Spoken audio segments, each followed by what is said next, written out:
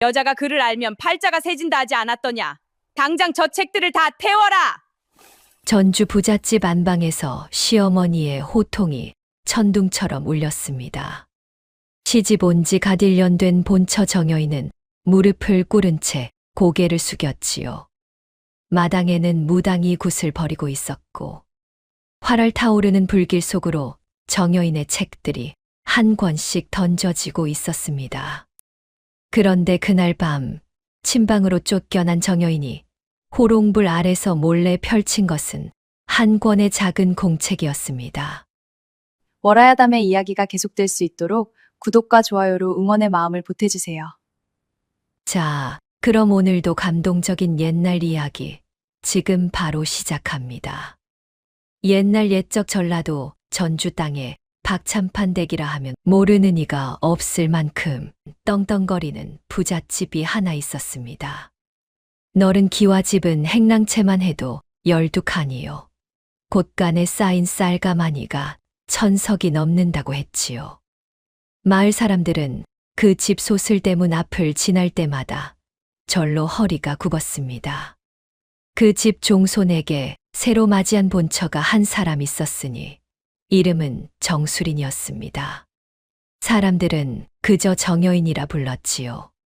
한양 어느 몰락한 양반가의 외동딸로 친정은 가난했으나 학문이 깊은 집안이었습니다. 시집 오던 날 가마에서 내린 정여인을 본 마을 안악들은 입을 다물지 못했습니다. 세상에 저것 좀 봐. 눈매가 어찌 저리 차분한가. 손가락이 가늘고 길어. 저런 손은 처음 보네.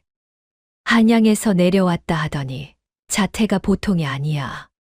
정여인의 자태는 분명 곱고 단정했지만 어딘가 보통 새색시와는 달랐습니다. 가마에서 내릴 때도 흔들림이 없었고 시댁 어른들 앞에 절을 올릴 때도 손끝 하나 떨지 않았지요. 그것이 화근이었습니다. 박찬판댁 안방마님 박씨 부인은 그 모습을 위에서 내려다보며 입술을 비틀었습니다. 새색시가 너무 야무지구먼. 곁에 선 무당이 박씨 부인의 귀에 무어라 속삭이자 박씨 부인의 눈빛이 더욱 차가워졌습니다. 며느리를 처음 본 그 순간부터 박씨 부인의 마음에는 무언가 까끌까끌한 것이 박혀 있었지요. 신부 가마를 따라온 사람은 단 둘뿐이었습니다.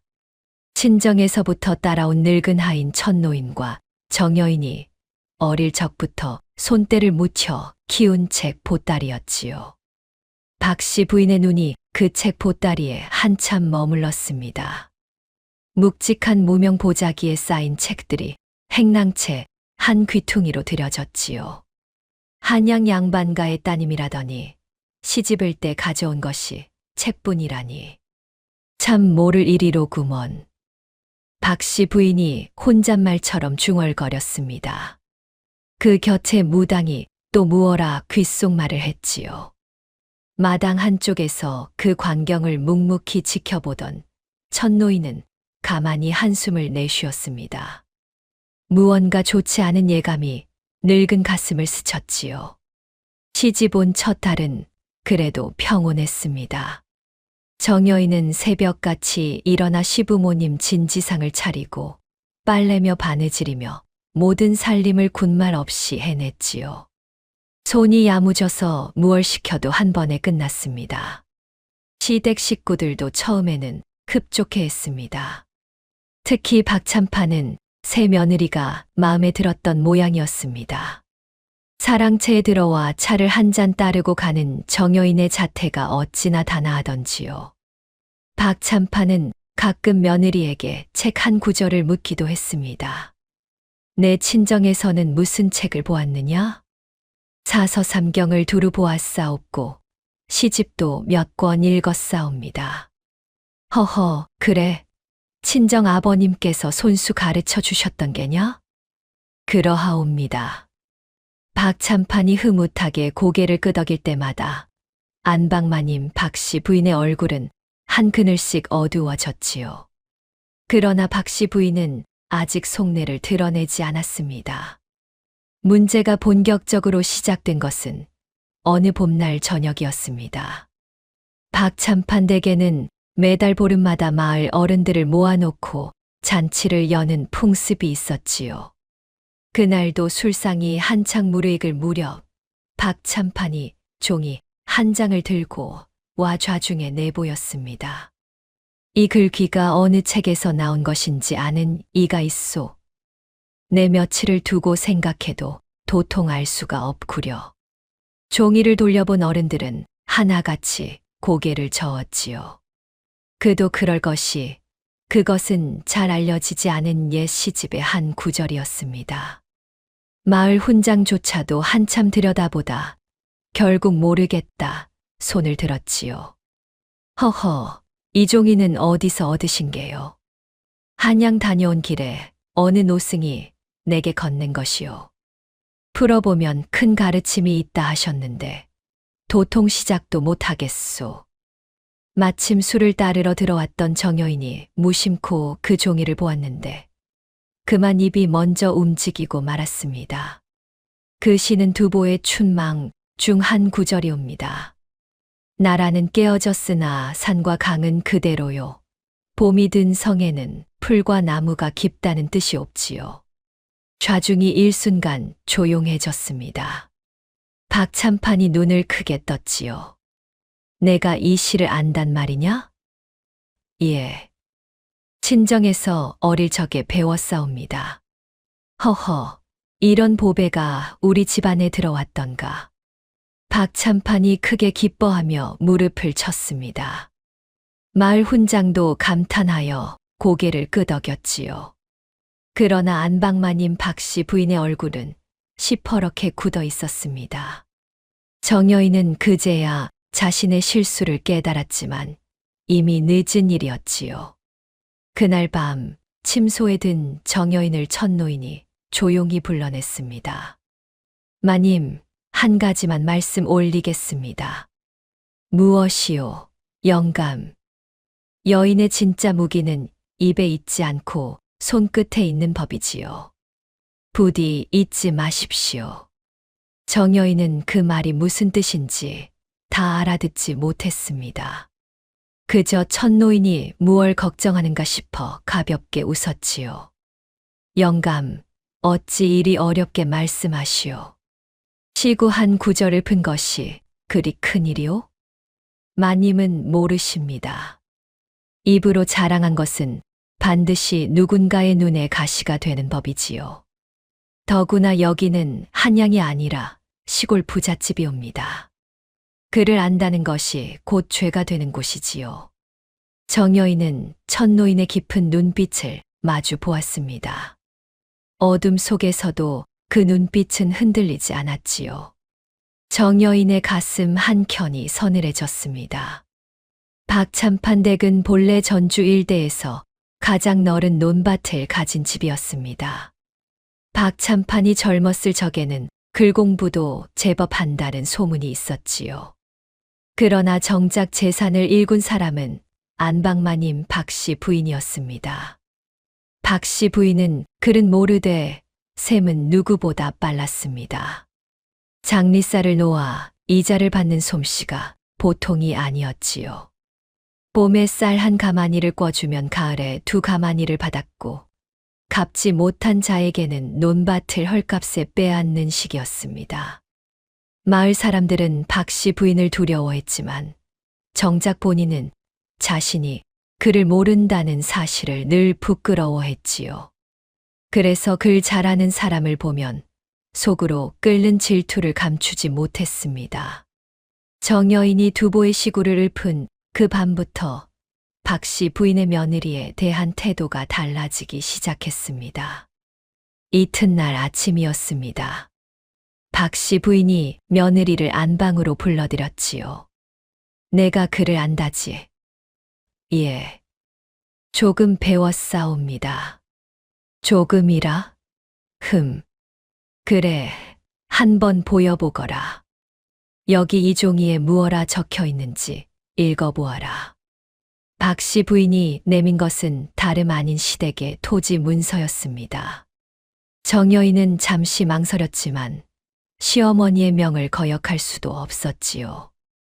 이것은 작년에 매입하신 산자락 5마지기의 매매 문서이옵니다. 매도인은 김아무개이고 매매가는 150냥으로 적혀 있사옵니다. 매매 일자는 작년 10월 보름이었고요. 박 씨 부인의 눈이 가늘어졌습니다. 한 번 보고 그 자리에서 있는단 말이냐? 예. 문서를 다시 한 번만 보아도 되겠느냐?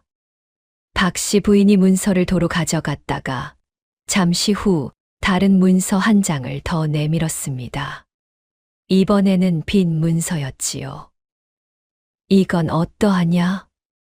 이것은 정아무개라는 자가 재작년에 쌀 5가마니를 꿨다는 차용 문서이옵니다. 그런데 이 도장이 조금 이상하옵니다. 가장자리가 너무 깨끗하옵고 먹이 너무 새 것이옵니다. 재작년 문서라면 정여인이 말을 멈췄습니다. 그러나 이미 너무 많이 말한 뒤였지요.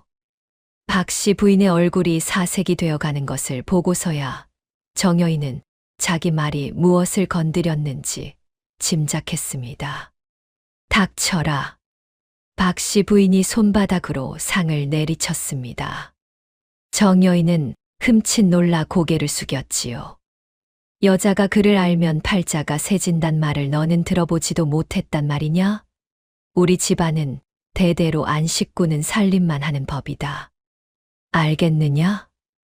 예, 어머님. 썩 물러가거라. 그리고 다시는 내 앞에서 그를 안다는 티를 내지 마라. 정여인은 침방으로 돌아오면서 등에서 식은땀을 흘렸습니다. 첫 노인의 말이 옳았다는 것을 그제야 깨달은 것이었지요. 그러나 머릿속에는 이미 그 2장의 문서가 또렷이 새겨져 있었습니다. 산자락 5마지기와 빚 문서, 그리고 도장에 이상한 새것 같은 광택까지. 며칠 후 정여인은 우물가에서 옆집 노파가 하는 말을 우연히 들었습니다. 세상에 김아무개네 산자락이 박참판댁 손에 넘어갔다지 뭐야. 150냥에 팔렸다는데 그 산이 어디 150냥짜리인가. 시세로 300냥은 넘는 자리지. 빚 때문에 어쩔 수 없었나 봐. 박 씨 부인 손에 한 번 잡히면 빠져나갈 수가 없다잖아. 김아무개네는 그 산을 잃고 결국 야반도주했다잖아. 식솔이 7이나 됐는데 다 어디로 갔는지 모른대. 정여인은 그 자리에서 발을 멈췄습니다. 가슴이 서늘해졌지요. 시댁의 살림이 어떻게 일어났는지 그제야 어렴풋이 짐작이 갔습니다. 그로부터 한 달이 채 지나지 않은 어느 날 밤이었습니다. 정여인이 잠자리에 들 무렵 마당에서 갑자기 소란스러운 소리가 들려왔지요. 무당이 굿을 시작한 것이었습니다. 징 소리가 울리고 무당의 신들린 목소리가 밤하늘을 갈랐습니다. 이 집안의 음기가 너무 세다. 새 며느리의 팔자가 시댁의 양기를 누르고 있구나. 이대로 두면 3년 안에 이 집안에 큰 재앙이 닥칠 것이다. 굿을 하지 않으면 큰일이 난다. 정여인은 자리에서 벌떡 일어났습니다. 무슨 영문인지 알 수 없었지요. 떼또래 신발도 제대로 못 신은 채 마당으로 나가니 안방마님 박 씨 부인이 2 손을 모으고 무당 앞에 앉아 있었습니다. 아이고, 무당님, 어쩌면 좋습니까? 우리 집안에 어쩌다 이런 며느리가 들어왔답니까? 박 씨 부인이 며느리를 향해 손가락질을 했습니다. 내 인연, 내 팔자가 우리 집을 망하게 할 거란다. 무당님께서 분명히 말씀하셨다. 어머님, 그게 무슨 말씀이옵니까? 저는 닥치거라. 박참판이 마당으로 나오자 박 씨 부인이 그의 소매자락을 붙들고 흐느꼈습니다. 여보, 이 며느리를 그냥 두어서는 안 됩니다. 무당님 말씀이 분명해요. 그를 아는 여자는 집안을 망친다고요. 우리 집안 대대로 내려오는 가훈을 이 한 명의 며느리로 끊을 셈입니까? 박참판은 잠시 망설이는 듯 하더니 결국 입을 열었습니다. 그렇다면 어찌하면 좋겠소. 안방에서 내치고 침방으로 보냅시다. 그리고 새로 첩을 들이지요. 글 모르는 순박한 여인으로요. 그래야 이 집안의 기운이 바로 섭니다. 친정으로 돌려보내는 것은 모양이 좋지 않으니 침방에 두고 바느질이나 시키지요. 박참판은 잠시 두 눈을 감았습니다. 며느리가 마음에 들었지만 안 식구의 뜻을 거스를 수도 없는 노릇이었지요.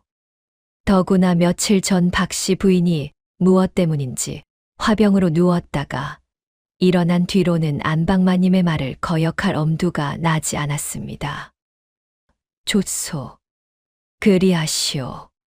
정여인은 그 자리에서 무릎을 꿇었습니다. 항변하고 싶었지만 입이 떨어지지 않았지요. 무당의 굿거리 장단 속에서 모든 일이 결정되어 가고 있었습니다. 그리고 저것들도 다 태워버리시오. 박 씨 부인의 손가락이 정여인이 시집 올 때 가져온 책 보따리를 가리켰습니다. 하인들이 책을 한 권씩 꺼내 마당의 불 속으로 던졌지요. 정여인의 눈가가 붉어졌습니다. 그러나 끝까지 울지는 않았습니다. 타닥타닥 책장이 타들어가는 소리가 정여인의 가슴을 후벼 팠지요. 친정 아버지께서 손수 베껴 주신 사서삼경도, 어머니께서 시집 보내며 정성스레 쌓아 주신 시집도 모두 한 줌 재가 되어갔습니다. 정여인은 무릎을 꿇은 채 그저 그 광경을 바라볼 수밖에 없었지요. 천노인이 마당 한 귀퉁이에서 두 주먹을 꽉 쥐고 있었습니다. 그의 흰 눈썹이 부들부들 떨렸지요. 그러나 그도 늙은 종일 뿐 안방마님의 뜻을 거스를 힘은 없었습니다. 침방으로 쫓겨난 그날 밤, 정여인은 잠을 이루지 못했습니다. 좁고 어둑한 방이었습니다. 본래는 친모가 쓰던 방이었지요. 호롱불 하나가 흔들리고 있을 뿐 안방의 화려한 비단 이부자리는 어디에도 없었습니다. 거친 무명 이불 한 채와 낡은 베개 하나, 그리고 바느질 도구들이 든 작은 반짓고리. 그것이 침방의 전부였지요. 이대로 친정으로 돌아가야 하나. 정여인은 베개에 얼굴을 묻고 깊은 한숨을 내쉬었습니다. 그러나 친정에는 돌아갈 곳이 없었지요. 아버지께서는 이미 작년에 돌아가셨고 어머니마저 시집 보낸 다음 해에 병으로 세상을 뜨신 뒤였습니다. 친정 살림은 멀리 사는 외삼촌이 정리하여 흩어진 지 오래였지요. 참으로 막막했습니다. 정여인의 눈에서 그제야 눈물 한 방울이 떨어졌지요. 책이 타들어갈 때도 참았던 눈물이었습니다. 그때였습니다. 방문 밖에서 가만히 발자국 소리가 들리더니 천노인이 조용히 들어왔습니다.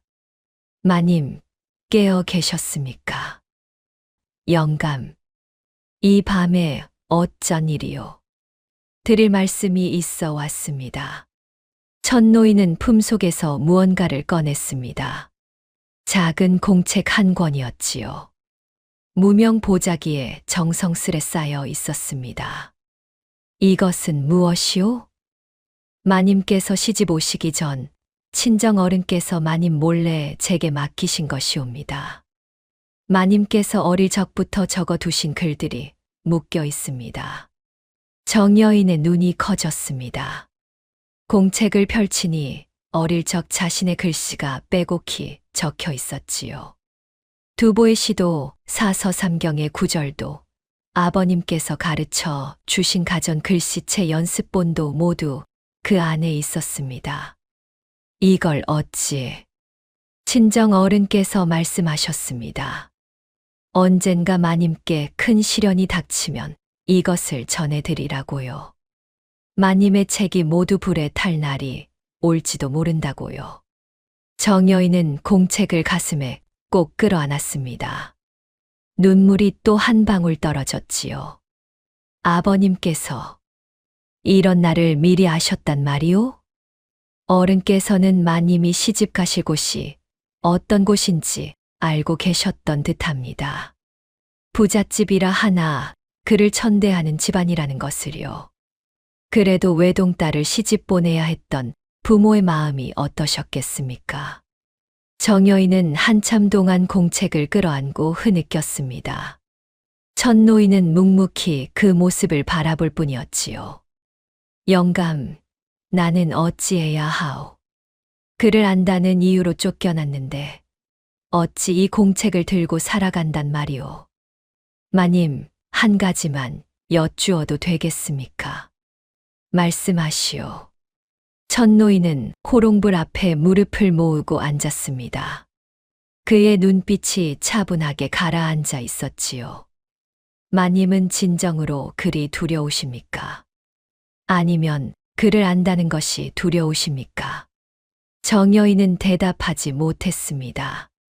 여인의 진짜 무기는 입에 있지 않고 손끝에 있는 법이지요. 글은 입으로 자랑하는 것이 아니라 손끝으로 지키는 것이옵니다. 마님께서 이 침방에서 무엇을 하느냐에 따라 마님의 앞날이 정해질 것입니다. 그리고 어쩌면 마님이 알지 못하는 누군가의 앞날까지도요. 정여인이 고개를 들었습니다. 누군가의 앞날이라니, 그게 무슨 말씀이오? 이 집안이 어떻게 일어났는지 마님은 이미 어렴풋이 짐작하고 계시지 않습니까?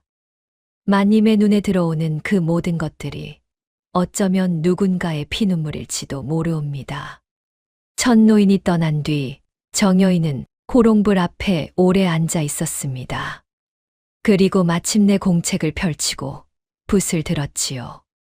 밤이 깊어 가도록 침방의 호롱불은 꺼지지 않았습니다. 이튿날부터 박참판 댁에는 새로운 식구가 들어왔습니다. 박씨 부인이 직접 골라온 첩 김씨였지요. 마을 끝 작은 농가의 처녀로 글자 한자 모르는 순박한 여인이었습니다. 둥글둥글한 얼굴에 발그레한 볼이 누구라도 호감을 갖게 했지요. 이 사람이 앞으로 이 집안의 안주인이다. 본처라는 사람은 침방에서 바느질이나 할 것이고, 박씨 부인이 못 박듯 말했습니다. 김씨는 어쩔 줄 모르며 정여인 앞에서 고개를 숙였지요. 마님, 송구하옵니다. 송구할 것 없네. 자네 잘못이 아니지.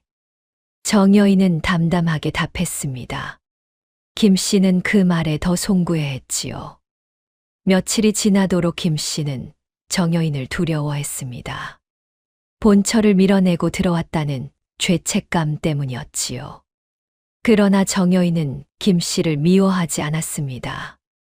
오히려 안쓰러워했지요. 글도 모르는 어린 처녀가 영문도 모르고 끌려와 안방에 앉혀진 것 아니겠습니까? 어느 날 김씨가 안방에서 진땀을 빼고 있는 것을 정여인이 보았습니다. 박참판이 들고 온 손님의 명함을 어찌 정리해야 할지 몰라 발만 동동 구르고 있었지요. 내가 좀 도와줄까? 마님, 송구하옵니다. 마님이 어찌. 괜찮네. 누가 보는 것도 아니지 않은가. 정여인은 명함들을 차곡차곡 정리해 김씨에게 건넸습니다. 김씨는 그 모습을 보고 눈물을 글썽였지요. 마님은 어찌 저에게 이리 잘해 주십니까? 제가 마님 자리를 빼앗았는데 자네는 잘못이 없네. 그저 이 집에 들어왔을 뿐이지. 자리를 빼앗긴 것은 내 운이지 자네의 잘못이 아닐세. 김씨가 흐느꼈습니다. 정여인은 김씨의 어깨를 가만히 두드렸지요. 자네, 글을 배워보지 않겠는가? 예, 제가 어찌 그를. 안주인이 그를 알면 살림이 한결 단단해진다네. 내가 침방에서 가르쳐 줄 수 있네. 안방마님께서 모르시게 천천히 한 자씩. 마님, 정말이옵니까? 김 씨의 두 눈이 반짝였습니다. 어릴 적부터 글을 배우고 싶었지만 가난한 농가의 딸이라 그런 기회가 없었던 것이었지요. 그날부터 김 씨는 침방으로 자주 드나들기 시작했습니다. 처음에는 송구회하며 곡식이며 반찬이며를 몰래 챙겨왔지요. 그러다 차츰 정여인 앞에서 한글을 한 자씩 배우기 시작했습니다. 마님, 이 글자는 무어라 일사옵니까? 이건 가라고 있는다네. 가하고 발음해 보게. 가. 김 씨가 손가락으로 흙바닥에 글자를 그리는 모습은 어찌나 진지하던지요. 정여인은 김 씨를 가르치며 오랜만에 웃었습니다. 마님이 일이 좋은 분이신데 어찌 안방마님은 그리 모진 분이실까요? 사람마다 그릇이 다른 법이지. 안방마님께서는 그를 모르신다는 것을 늘 부끄러워하셨다네. 그래서 글 아는 이를 보면 더 미워하시는 게야. 그러면 제가 글을 배우는 것이 들통나면. 그러니 비밀일세. 우리 둘만의 비밀. 김 씨가 진지하게 고개를 끄덕였습니다. 그날부터 두 여인은 서로를 동지처럼 여기기 시작했지요. 첫 노인은 그 모습을 마당 끝에서 묵묵히 지켜보았습니다.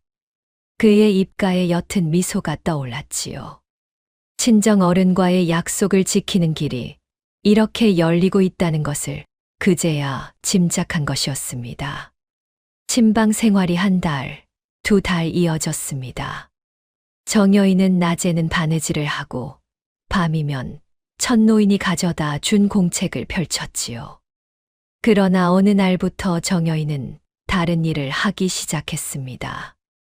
밤마다 안방에 박씨 부인이 잠든 시간을 골라 시댁의 가계부와 토지 문서를 몰래 베껴 적기 시작한 것이었습니다. 처음에는 김 씨의 도움이 컸지요. 김 씨는 글은 모르되 안방을 자유로이 드나들 수 있었습니다. 박씨 부인이 낮잠을 잘 때나 굿을 보러 나갔을 때 김 씨가 슬쩍 가계부를 침방으로 가져왔지요. 마님, 이것이 가계부라는 것이옵니까? 그렇네. 자네는 이걸 어디 두는지 안방 어디서 가져왔는가? 안방마님께서 침상 및 궤짝에 두십니다. 열쇠는 늘 품에 차고 다니시고요. 다행히 오늘은 굿을 보러 나가시면서 깜빡 두고 가셨사옵니다. 그리 자주 두고 다니시지는 않으시겠지. 자네 어떻게 가져왔는가?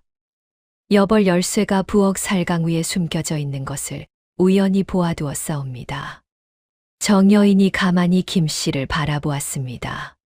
자네 보통 야무진 게 아닐세. 마님께 도움이 되어드리고 싶었사옵니다. 정여인은 김 씨가 가져온 가계부를 한 장 한 장 넘기며 모조리 머릿속에 새겼습니다. 그리고 침방으로 돌아온 뒤에는 그 내용을 자신의 공책에 그대로 옮겨 적었지요. 한밤중까지 호롱불 아래서 붓을 눌렸습니다. 처음에는 그저 호기심이었습니다. 시댁이 어떻게 그 많은 재산을 모았는지 궁금했지요. 그러나 가계부를 베껴 적을수록 정여인의 손이 떨려왔습니다. 장리쌀의 이자가 법으로 정해진 한도를 훌쩍 넘어가고 있었습니다. 봄에 한 가마니 꿔주고 가을에 두 가마니를 받는 것은 약과였지요. 어떤 농가에는 한 가마니 꿔주고 가을에 세 가마니를 받은 기록도 있었습니다. 그리고 갚지 못한 자의 논밭이 차례차례 박찬판 댕명이로 넘어가 있었지요. 게다가 토지 문서들에는 이상한 점이 한둘이 아니었습니다. 매매 문서의 날짜가 토지를 등기한 날짜보다 뒤로 적혀 있는 것도 있었고, 매도인의 도장이 누가 봐도 같은 인장으로 찍힌 것도 있었지요. 어떤 문서는 매도인이 죽은 뒤에 작성된 것처럼 보이기도 했습니다. 이건 위조다. 정여인은 호롱불 아래서 입술을 깨물었습니다. 시댁의 재산 절반 이상이 위조 문서로 빼앗은 것이라는 사실을 그제야 알게 된 것이지요. 그날 밤 정여인은 천노인을 불렀습니다. 영감, 내가 이 사실을 알아 무엇하겠소.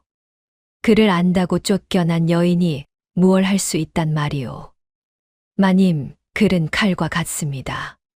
칼을 쥐고도 휘두를 줄 모르면 무용지물이지만 휘두를 때를 아는 자는 천하를 얻을 수 있지요. 휘두를 때라. 마님, 그 때가 언제인지는 마님 자신이 아실 것입니다.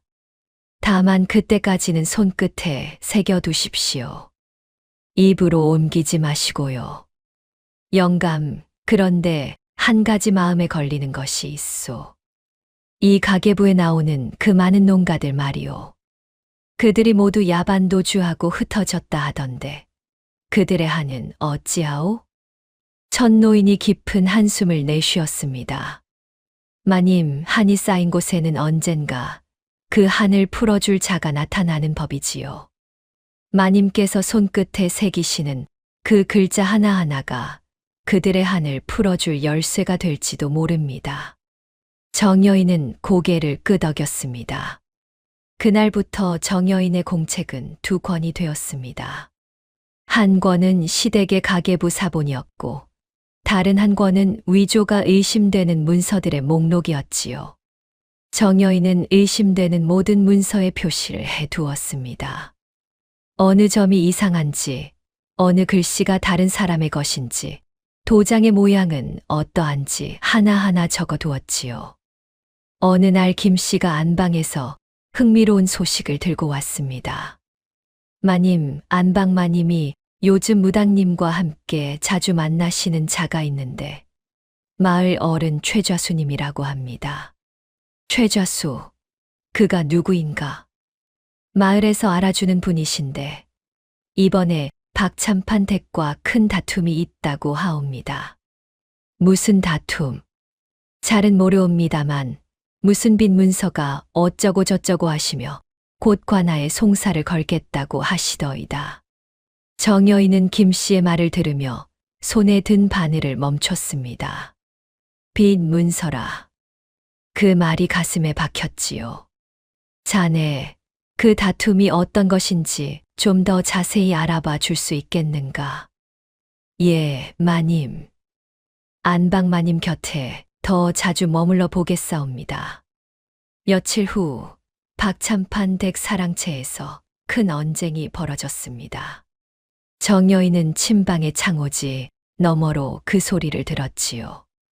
박참판, 이 빈 문서가 어찌 우리 집 것이란 말이오. 나는 그쪽에 한 푼도 빌린 적이 없소. 거친 목소리는 처음 듣는 자의 것이었습니다. 마을 어른 최좌수였지요. 단단한 체격에 거친 손, 햇볕에 그을린 얼굴이 정여인의 머릿속에 그려졌습니다. 여기 분명히 자네 도장이 찍혀 있지 않은가. 10년 전 자네 부친께서 우리 집안에서 쌀 10가마니를 꿔가셨고 그 이자가 쌓여 500냥이 되었네. 이 문서대로라면 자네 집 논밭 15마지기가 우리 집안에 넘어와야 마땅하지.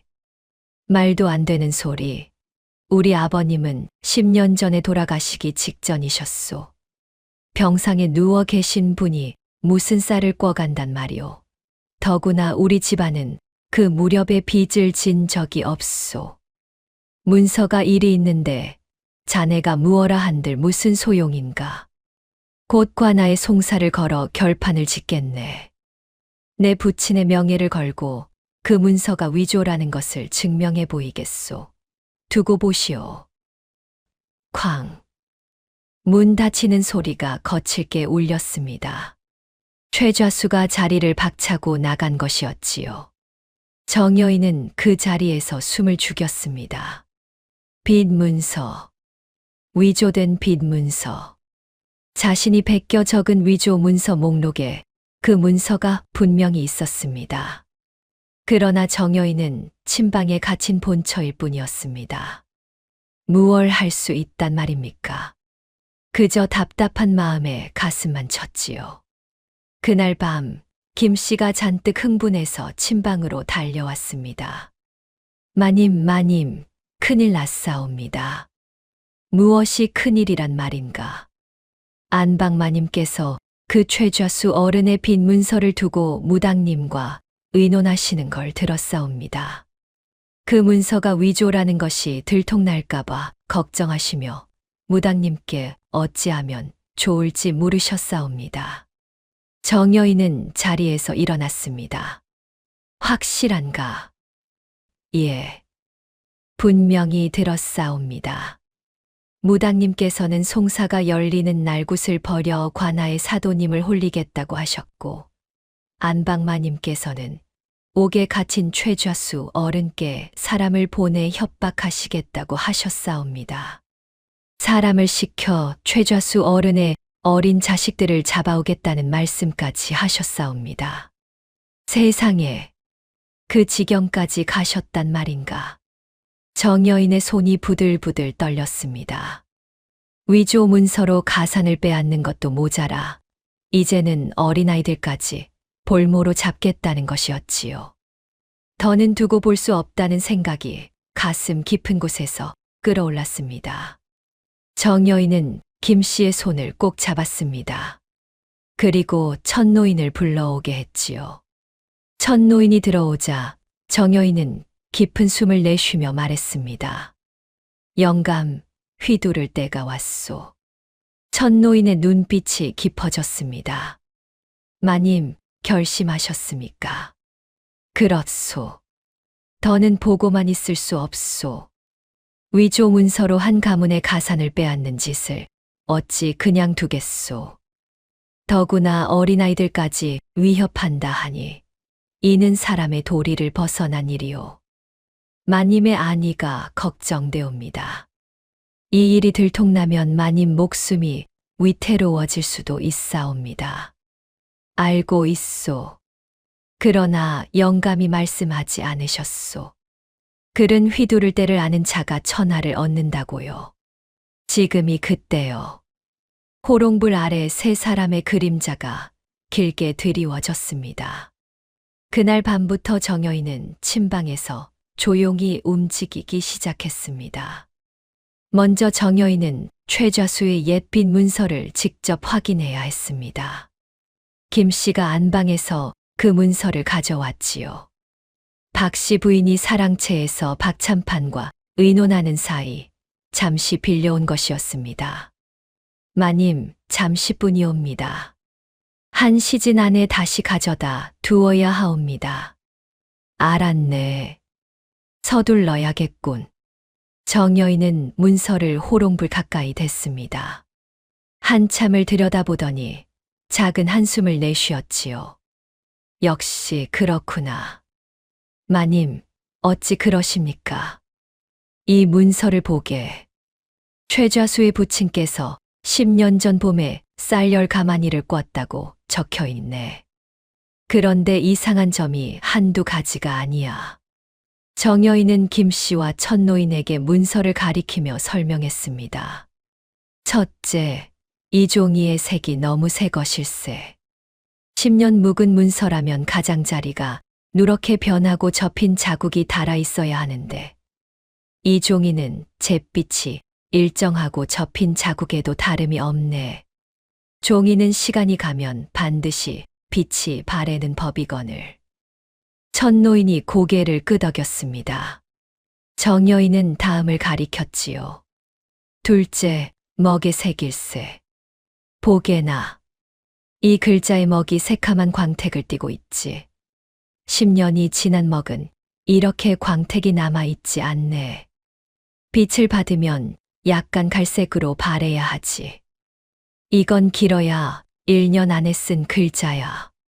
친정 아버님께서 옛 문서를 정리하실 때 가르쳐 주신 것일세. 김 씨가 입을 벌렸습니다. 세상에, 마님은 그런 것까지 보십니까? 셋째, 이게 가장 중요한 점일세. 이 문서에 적힌 날짜를 보게. 10년 전 4월 보름이라고 되어 있지. 그런데 그의 4월 보름은 윤달이 끼어 있어 이런 식으로 날짜를 쓰지 않네. 윤 4월 보름이라 적어야 마땅하지. 10년 전의 일을 기억하지 못한 자가 위조한 것이야. 마님, 어찌 그것까지 기억하신단 말씀이옵니까? 내가 그 해에 친정에서 윤 4월에 어머님 생신을 지냈기 때문이지. 잊을 수가 없는 일이라네. 정여인은 공책을 펼쳤습니다. 어릴 적 친정 아버지께서 가르쳐 주신 가전 글씨체로 빠르게 메모를 적어 내려갔지요. 넷째, 도장일세. 이 도장이 최좌수 부친의 것이라 하는데 같은 인장이 시댁의 다른 문서 3군데에도 똑같이 찍혀 있어. 누구의 도장이든 평생 쓰면 가장자리가 조금씩 닳기 마련인데 이 4개의 도장은 한치도 다르지 않게 똑같다네. 같은 도장을 위조해 여러 군데에 찍은 것이지. 마님, 그러면 이 문서는 분명히 위조가 맞사옵니다. 그렇네. 그러나 이것만으로는 부족해. 송사에서 이를 증명하려면 더 확실한 증거가 필요하지. 정여인은 고개를 들어 천노인을 바라보았습니다. 영감, 최좌수 어른께서 옛날에 쓰신 진짜 문서가 있는지 알아봐 주시오. 진짜와 가짜를 나란히 놓고 비교해야 하오. 최좌수 부친께서 살아생전에 다른 양반가에 빌린 돈이 있었다면 그 영수증이 어딘가에 남아 있을 것이오. 알겠사옵니다. 마님, 한 가지 더 여쭙겠습니다. 만약 최좌수 어른께서 그 진짜 문서를 가지고 있지 않다면 어찌하옵니까? 그러면 그 진짜 문서를 받은 다른 양반가를 찾아가야 하지. 영감, 그 일도 함께 부탁하오. 천노인은 그날 밤으로 마을로 내려갔습니다. 김 씨가 가져온 빈 문서를 다시 잘 접어 안방으로 돌려보낸 뒤 정여인은 호롱불 아래서 새 종이를 폈습니다. 송사에서 어떻게 증거를 내밀지, 무엇을 먼저 말하고 무엇을 나중에 말할지를 차근차근 적어 내려갔지요. 정여인의 손끝에서 한자, 한자, 작전이 그려지고 있었습니다. 천노인이 돌아오기까지 사흘이 걸렸습니다.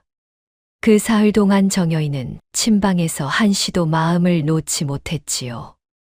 박씨 부인이 무당을 자주 부르는 것이 영 마음에 걸렸습니다. 게다가 그 사흘 사이에 안방마님이 정여인을 한번 불러보았습니다. 내 인연, 요즘 침방에서 무엇을 하고 있느냐? 잠도 안 자고 호롱불을 밤새 켜놓는다는 소리가 들리던데 바느질이 밀려 있어 밤마다 끝내고 있사옵니다, 어머님. 바느질이라. 그래, 이번 보름까지 시댁 어른들의 새 도포를 다 지어 놓아라. 못 끝내면 큰일 날 줄 알거라. 정여인은 고개를 숙이며 답했습니다. 박씨 부인은 정여인의 손에 굳은 살이 박여 있는 것을 보고서야 의심을 거뒀지요. 침방으로 돌아온 정여인은 그날부터 낮에는 바느질을 하고 밤에는 증거를 정리하는 일을 동시에 해 나갔습니다. 잠은 2시진도 채 자지 못했지요. 김 씨가 그 모습을 보고 안타까워했습니다. 마님, 이러시다 쓰러지시겠사옵니다. 괜찮네. 송사가 끝날 때까지만 버티면 되네. 사흘째 되는 날 새벽, 천노인이 침방으로 돌아왔습니다. 마님, 가져왔사옵니다. 천노인의 품에는 누렇게 바랜 종이 한 장이 있었지요. 펼쳐보니 10년 전 최좌수 부친께서 직접 쓰신 차용 문서였습니다. 그러나 그것은 박참판 댁이 아닌 다른 양반가에서 빌린 돈을 갚은 영수증이었지요. 종이가 누렇게 발해 있고 먹빛이 약간 갈색으로 변해 있었습니다. 이게 진짜 최좌수 부친의 글씨체와 도장이옵니다. 옆마을 한씨 댁에서 빌려왔사옵니다. 한씨 어른께서도 박참판 댁의 횡포를 들으시고 흔쾌히 빌려주셨습니다. 한씨 어른께도 큰 신세를 졌구려. 정여인은 위조 문서 사본과 진짜 문서를 나란히 놓고 비교했습니다. 한눈에 차이가 보였지요. 보게 진짜 문서의 가자는 첫 획이 짧고 둘째 획이 길게 빠져 있어. 그런데 위조 문서의 가자는 그 반대지. 글씨체 자체가 다른 사람의 것일세. 부친의 글씨는 둥글둥글하고 부드러우신데 위조 문서는 모서리가 각져 있어. 분명히 다른 사람이 쓴 것이야. 천노인이 다시 한번 두 문서를 비교해보고는 깊이 한숨을 내쉬었지요.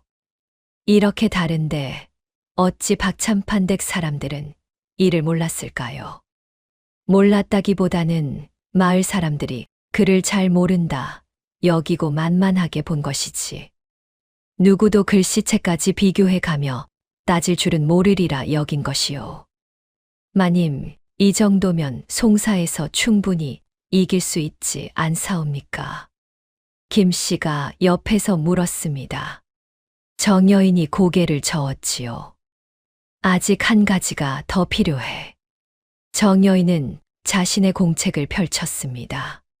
그동안 베껴 적어두었던 시댁의 가계부 사본이 빼곡히 적혀 있었지요. 여기 보게.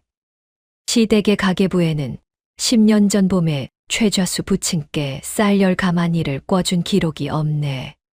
한 톨도 빠짐없이 적혀 있어야 할 가계부에 그 기록이 없다는 것은 그 거래 자체가 없었다는 뜻일세. 가계부 사본을 송사에 함께 제출하면 위조라는 것이 확실히 드러나지. 마님, 정말 대단하시옵니다. 천노인이 깊이 머리를 숙였습니다. 정여인은 잠시 천노인의 머리를 바라보다 조용히 말했지요. 영감, 송사가 언제 열리는지 알아봐 주시오. 그리고 그날 최좌수 어른께 이 모든 증거를 전해드릴 방법을 찾아야 하오. 이미 알아왔사옵니다. 송사는 닷새 후 관아에서 열리옵니다. 그러나 마님, 한 가지 어려움이 있사옵니다. 무엇이오? 최좌수 어른께서 이미 안방마님이 보낸 자들에게 협박을 받으셨다고 합니다. 송사에 나가지 말라고요. 만약 나가도 패할 것이 분명하다며 차라리 합의를 보라고요. 최좌수 어른의 어린 자식이 둘이 있는데 그 아이들을 들먹였다 하옵니다. 세상에, 그것이 사람의 짓이오? 정여인의 손이 다시 부들부들 떨렸습니다. 최좌수 어른께서 어찌 답하셨다 하오? 굽힐 분이 아니시지요. 끝까지 송사에 나가시겠다고 답하셨답니다. 그러나 마음은 많이 무거워하신다 들었사옵니다. 자식들을 친척 집에 잠시 피신시키셨다 하더이다. 정여인은 잠시 눈을 감았습니다. 그리고 결심한 듯 입을 열었지요. 영감, 송사가 열리기 전날 밤 최좌수 어른께 이 증거를 모두 전해드리시오. 그리고 한 가지 더, 송사 당일 나도 관하로 가야 하오. 천노인의 눈이 커졌습니다. 마님이 직접 가신단 말씀이옵니까? 박참판댁 본처가 시댁에 불리한 증언을 한다는 것은 알고 있소. 그러나 이 일은 내가 직접 마무리해야 하오. 다른 사람의 입에서 나온 말은 무게가 다르오. 더구나 가계부 사본의 출처를 묻는다면 누가 답할 수 있겠소? 천노인은 한참 동안 정여인을 바라보다 결국 깊이 고개를 숙였습니다. 친정 어른께서 마님께 큰 시련이 닥치면 이 공책을 전하라 하셨을 때 어른께서는 이미 이 모든 일을 짐작하셨던 것일까요? 늙은 종의 가슴이 뜨거워졌지요. 송사가 열리기 전날 마을은 박찬판 댁과 최좌수 댁의 다툼으로 떠들썩했습니다. 사람들의 입에서 입으로 소문이 번져나갔지요. 최좌수 어른이 빚을 갚지 못해 논밭을 몽땅 빼앗기게 생겼다네. 박찬판 댁에서 위조 문서를 내밀었다는 소문도 있던데. 위조라니. 박찬판 댁이 어떤 집안인데. 그 댁 안방마님이 얼마나 매서운 분이신가. 그래도 최좌수 어른이 그냥 당하실 분은 아닌데. 무슨 비책이라도 있으신 게지. 마을 사람들은 박찬판 댁의 권세를 두려워하여 누구도 최좌수의 편을 들지 못했습니다. 무당이 마을을 돌며 박찬판 댁을 거스르는 자는 화를 입을 것이라 떠들고 다닌 탓도 있었지요. 마을 곳곳에 무당이 걸어둔 부적이 펄럭이고 있었습니다. 그날 밤 박찬판 댁 안방에서는 박씨 부인과 박찬판이 술상을 마주하고 있었습니다. 내일이면 최좌수 그자의 논밭이 우리 손에 들어옵니다. 15마지기지요. 그러면 우리 집안 토지가 100마지기를 넘게 됩니다. 그래도 위조 문서가 들통날까 걱정이요. 걱정 마세요. 사도님께도 이미 손을 써 두었어요. 굿도 준비해 두었고요. 최좌수가 무엇을 들고 와도 통하지 않을 것입니다. 그자가 들고 올 것이 무엇이 있겠어요? 10년 전 일을 무엇으로 증명한단 말이오. 죽은 부친의 입을 빌릴 수도 없는 노릇이지요. 박씨 부인이 음흉하게 웃었습니다. 박찬판은 술잔을 비우며 고개를 끄덕였지요. 그래도 혹시 모르니 무당님께 굿을 한번 더 부탁해 두는 것이 어떻겠소. 이미 그리하라 일러두었사옵니다. 송사 시간 맞춰 관아 마당에서 굿을 시작할 거예요. 사도님께서 정신이 흐려지시도록요. 박찬판이 흡족하게 웃었습니다. 안방에서는 술잔 부딪히는 소리가 끊이지 않았지요. 그러나 그 시각 친방에서는 정여인이 천노인과 김씨와 함께 마지막 점검을 하고 있었습니다. 영감 최좌수 어른께 이 증거 보따리를 전해드리시오. 그리고 송사에서 절대 먼저 위조라는 말을 꺼내지 마시도록 일러드리시오. 박찬판 측이 모든 패를 다 내놓은 다음에야 이 증거를 꺼내야 하오. 그래야 박찬판이 변명할 여지가 없어지오. 알겠사옵니다. 김씨, 자네는 내일 안방마님을 따라 관아에 가게. 안방마님 곁에 꼭 붙어 있으면서 마님이 어디서 어떤 표정을 짓는지 보아주게. 만약 안방마님이 다른 짓을 꾸미려는 기색을 보이면 곧바로 내게 신호를 주게. 예, 마님. 신호는 어찌 정하옵니까? 왼손으로 머리를 한번 쓸어 올리게. 그러면 내가 알아채겠네. 김씨가 진지하게 고개를 끄덕였습니다. 천노인이 증거 보따리를 들고 일어서려 할 때 정여인이 마지막으로 한 가지를 더 건넸습니다. 작은 종이 한 장이었지요. 이건 무엇이옵니까? 내가 직접 쓴 글일세. 송사 자리에서 최좌수 어른께서 이걸 펼쳐 사도님께 보여드리도록 하시오. 천노인이 그 종이를 펼쳐 보았습니다. 그러더니 깊이 숨을 들이마셨지요. 마님, 이것을 사도님께 보이시면 마님의 신분이 드러납니다. 알고 있소. 천노인이 들고 있던 것은 한 장의 문서였습니다.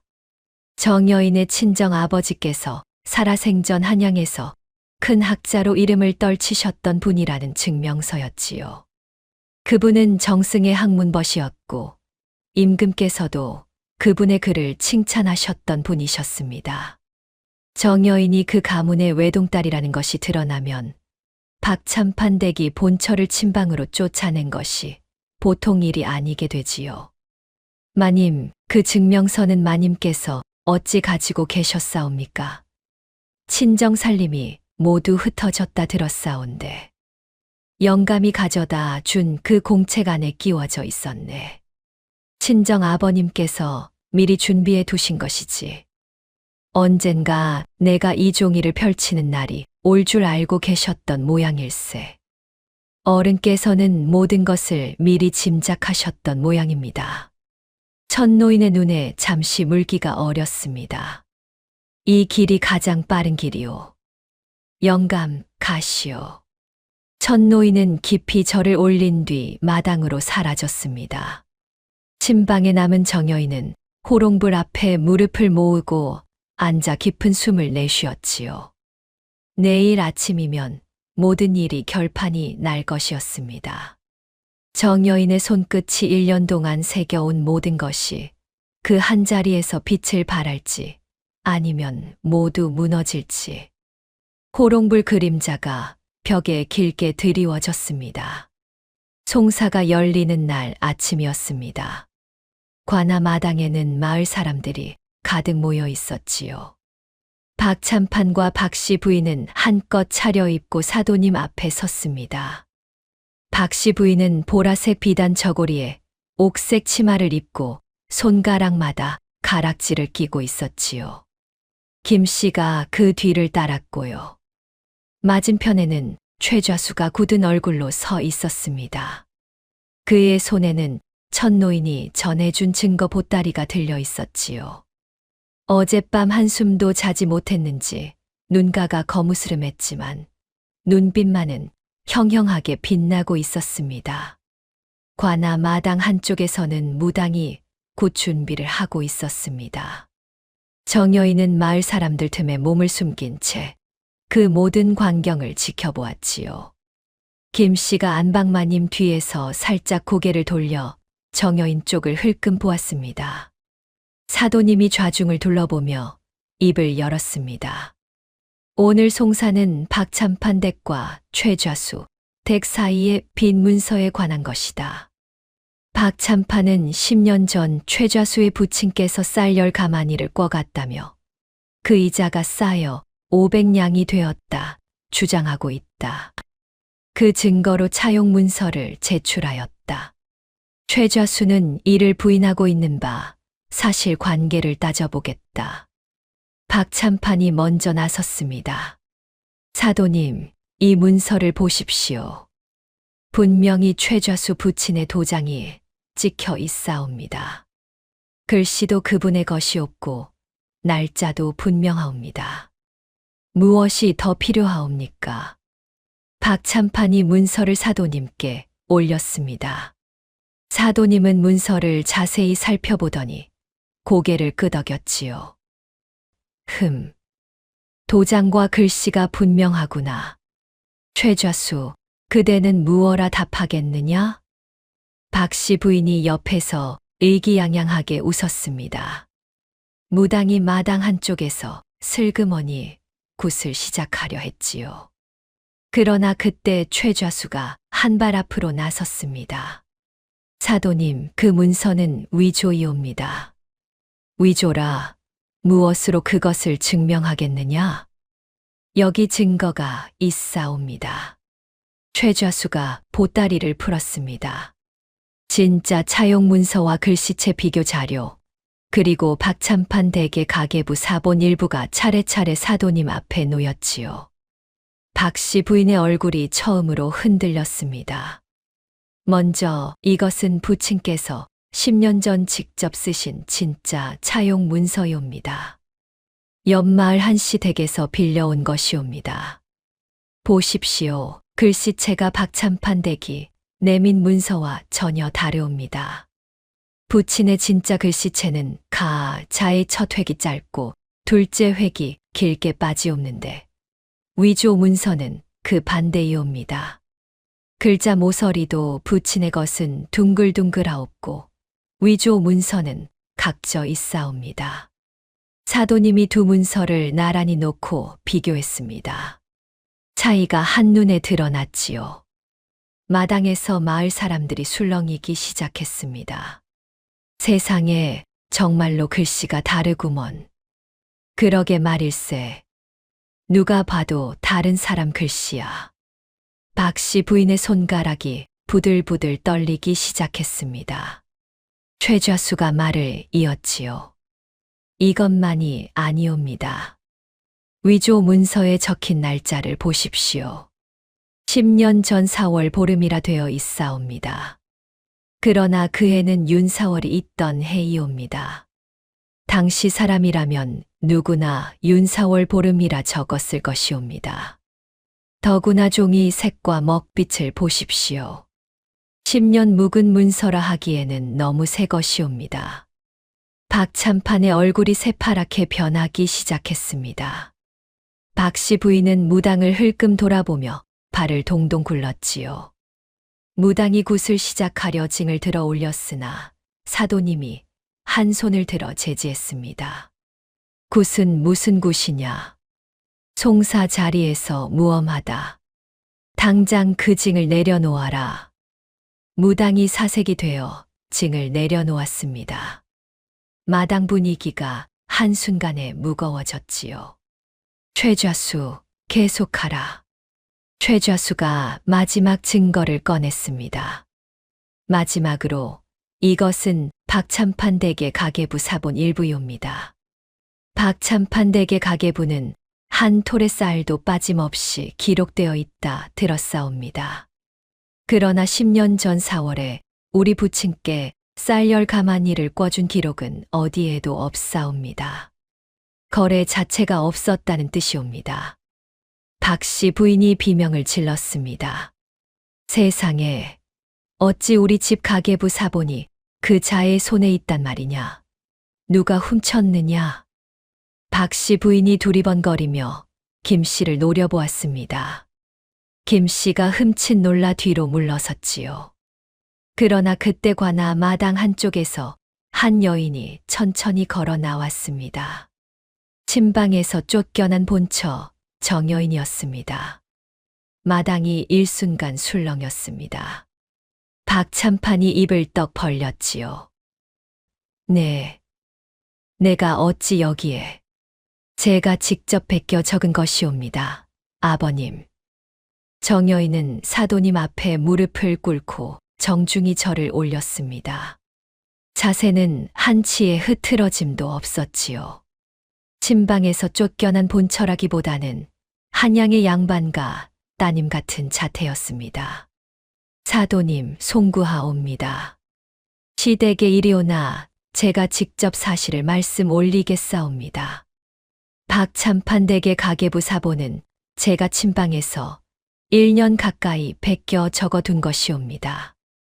시댁 살림에 관심이 있어서가 아니라 옳지 않은 일을 보면서도 입을 다물 수 없어서였사옵니다. 사도님이 정여인을 가만히 내려다보았습니다. 내가 박참판 댁 본처라는 정여인이냐? 그러하옵니다. 본처가 어찌 침방에 있단 말이냐? 정여인은 잠시 침묵하다 천천히 말을 이었습니다. 그를 안다는 이유로 침방으로 쫓겨났사옵니다. 시댁에서는 그를 아는 며느리가 집안을 망친다 하시며 책을 모두 태우셨사옵니다. 무당의 굿거리 장단 속에서 일이 결정되었사옵고 저는 그 후로 1년간 침방에서 바느질을 하며 살았사옵니다. 사도님의 표정이 무겁게 변했습니다. 마당에 모인 마을 사람들도 술렁였지요. 그래서 침방에서 시댁의 위조 행위를 알게 되었단 말이냐? 그러하옵니다. 위조 문서는 최좌수 어른 댁만이 아니옵니다. 시댁이 지난 10년간 마을 농가에서 빼앗은 토지 중 상당수가 위조 문서로 빼앗은 것이옵니다. 여기 그 목록이 있사옵니다. 정여인이 품에서 또 다른 공책을 꺼냈습니다. 위조 문서 목록과 그 진위 판별 근거가 빼곡히 적힌 공책이었지요. 사도님이 그 공책을 받아 펼쳤습니다. 한 장, 한 장 넘기며 사도님의 눈빛이 점점 무거워졌습니다. 여기 적힌 농가가 모두 몇이냐? 17 농가이옵니다. 모두 박참판댁 위조 문서로 가산을 잃고 마을을 떠난 자들이옵니다.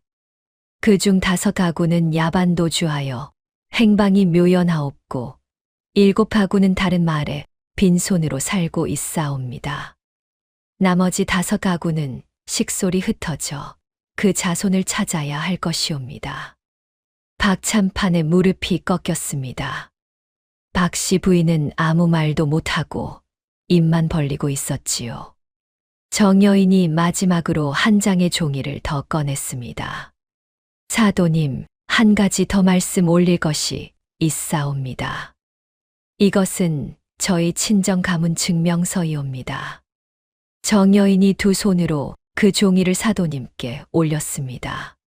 사도님이 그것을 받아 펼쳐보더니 깜짝 놀라 자리에서 벌떡 일어섰지요. 네, 내 친정이 그 가문이란 말이냐? 정학사 어른의 따님이시던가. 그러하옵니다. 세상에, 정학사 어른은 내 스승의 벗이셨다.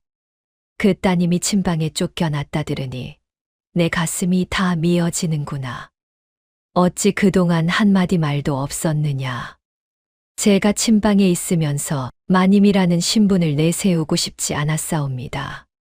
다만 시댁의 횡포를 멈추지 않을 수 없어 일이 나섰을 뿐이옵니다. 박씨 부인의 얼굴이 클빛으로 변했습니다. 박참판은 입을 벌린 채 아무 말도 하지 못했지요. 자기 며느리가 그런 가문의 따님인 줄 까맣게 모르고 있었던 것이었습니다. 정학사라 하면 임금께서도 그분의 글을 칭찬하셨던 큰 학자이셨지요. 그 가문의 외동딸을 친방에 가두고 책을 태웠다는 것은 보통 일이 아니었습니다. 마을 사람들이 웅성거리기 시작했습니다. 어떤 이는 박참판 댁을 향해 손가락질을 했고 어떤 이는 정여인을 향해 절을 올리기까지 했지요. 저 며느리분이 그 정학사 어른의 따님이셨다네. 세상에 그런 가문의 따님을 친방에 가두다니. 박참판 댁이 큰 죄를 지었구먼. 사도님이 자리에서 일어났습니다. 좌중이 다시 조용해졌지요. 박참판은 듣거라. 위조 문서로 마을 농가의 가산을 빼앗은 죄, 백성을 속이고 관할을 능멸한 죄, 그리고 며느리를 부당하게 박대한 죄, 그 죄가 결코 가볍지 아니하다. 박참판이 무릎을 꿇었습니다. 사도님, 자비를 베푸십시오. 저는 모두 안식구의 뜻을 따랐을 뿐. 닥치거라. 사도님이 호통을 쳤습니다.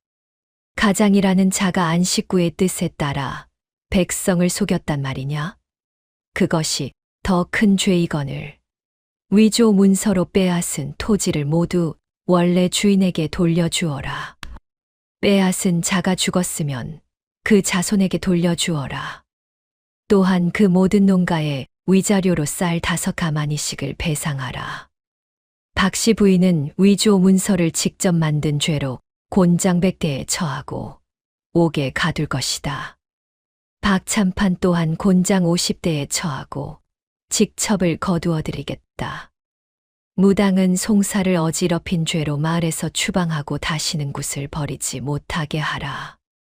박씨 부인은 그 자리에서 정신을 잃고 쓰러졌습니다.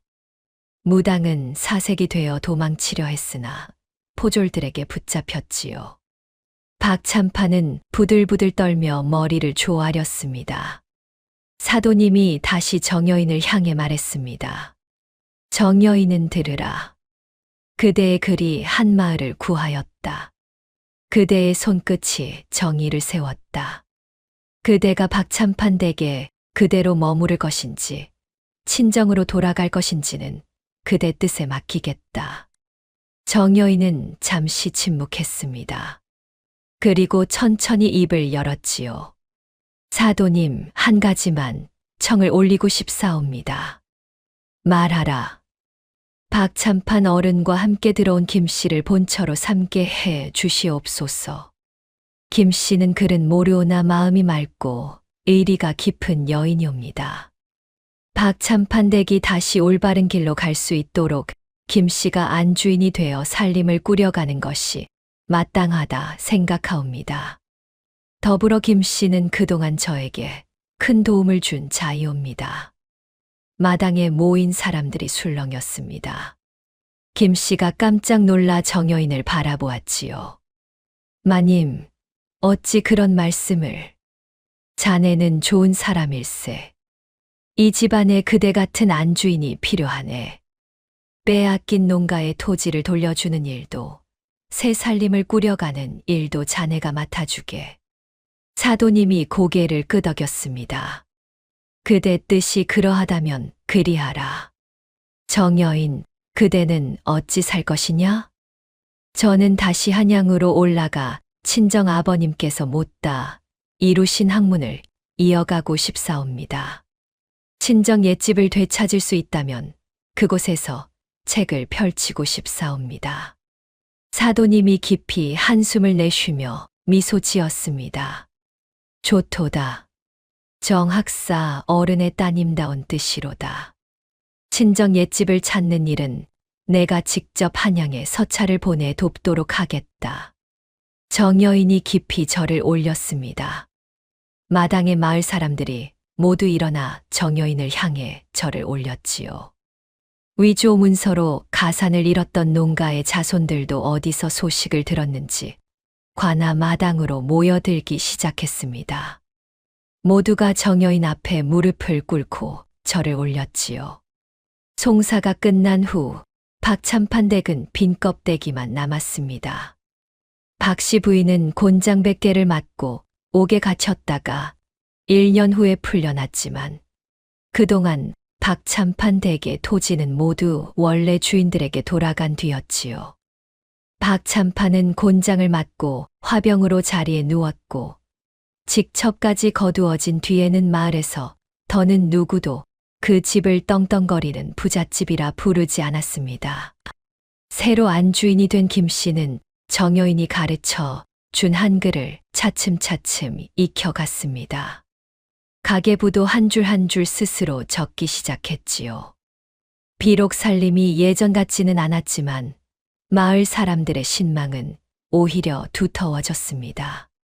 김 씨는 어려운 농가에 쌀을 꿔줄 때도 법으로 정해진 이자만 받았고 갚지 못하는 자에게는 너그러이 기다려 주었지요.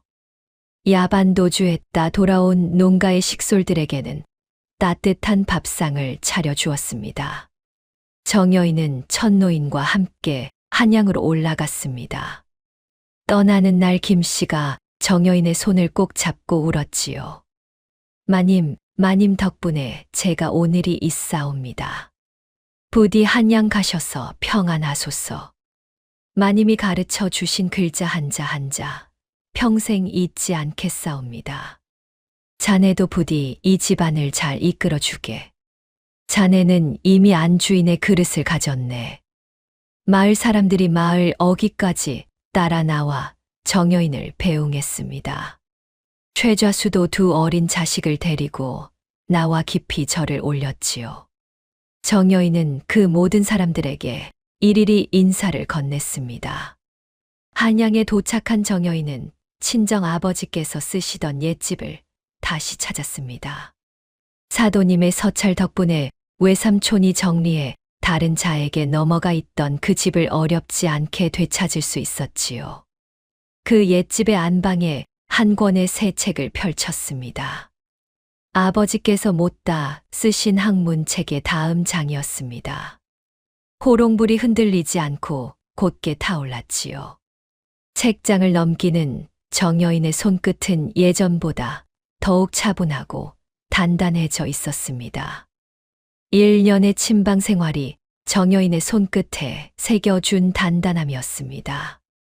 마당에서 천노인이 그 모습을 보고 깊이 머리를 숙였습니다.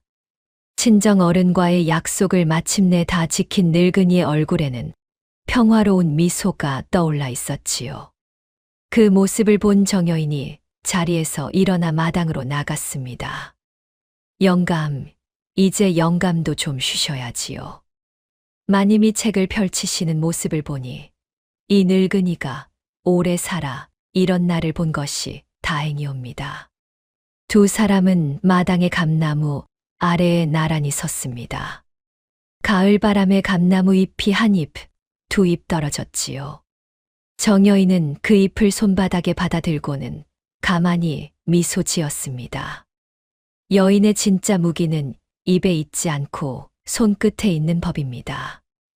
글은 입으로 자랑하는 것이 아니라 손끝으로 지키는 것이지요. 정여인이 침방의 호롱불 아래서 1년 동안 손끝으로 새긴 한자 한자가 결국 한 마을을 구하고 자기 자신도 구해냈습니다. 세상은 그를 안다고 여자를 침방으로 내칠 수 있을지언정 그 손끝에 새겨진 진실까지 막을 수는 없는 법이지요. 진실은 입으로 외친다고 드러나는 것이 아니라 손끝으로 꾸준히 새긴 자에게만 마침내 그 모습을 드러내는 법입니다. 다음 영상을 빠르게 만나보시려면 좋아요와 구독을 눌러주세요. 지금 화면에 나오는 월화야담의 더 재미있는 영상들도 함께 해주세요. 그럼 모두 행복한 하루 보내세요. 감사합니다.